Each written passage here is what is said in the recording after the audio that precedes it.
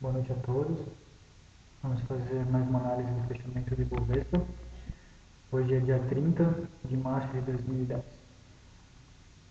O Ibovespa hoje apresentou um comportamento semelhante ao que a gente verificou nos últimos pregões, que é uma tendência mais lateral e com uma diminuição de volume.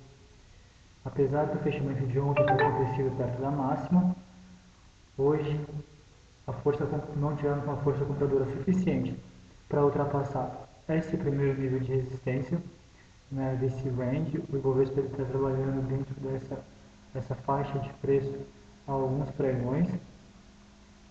E, apesar de ter formado um doji, que é uma figura de reversão de tendência, não podemos considerar essa reversão, já que ele não se apresenta no extremo de uma alta ou no extremo de uma baixa, né? Como o mercado se encontra lateral, ele não apresenta a mesma força que teria uma tendência de alta ou uma tendência de baixa. O mercado vem apresentando um volume relativamente baixo, ou pelo menos abaixo da média nesse período todo que ele se encontra mais lateral.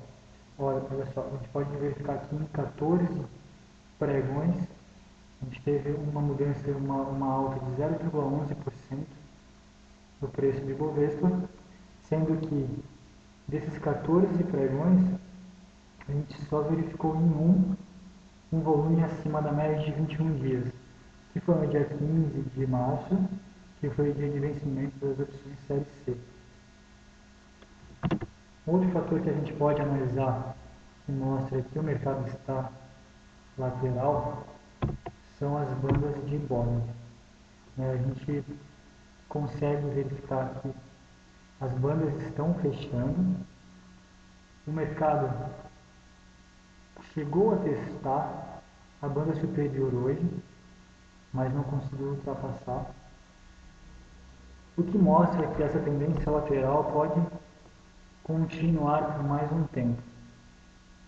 A gente começa a ter provavelmente uma aceleração do movimento a partir do momento que os preços ultrapassarem para cima essa resistência, que se encontra em mais ou menos 70.480 pontos, ou se estourarem para baixo esse suporte, que se encontra em mais ou menos 67.900 pontos. É sempre legal verificar o estouro dentro dessa resistência desse suporte, com um aumento de volume, com uma abertura das bandas de Bollinger e de preferência com um candle de força. Enquanto isso, provavelmente verificaremos uma continuação mais prolongada dessa correção lateral que o Ibovespa vem apresentando. Boa noite a todos.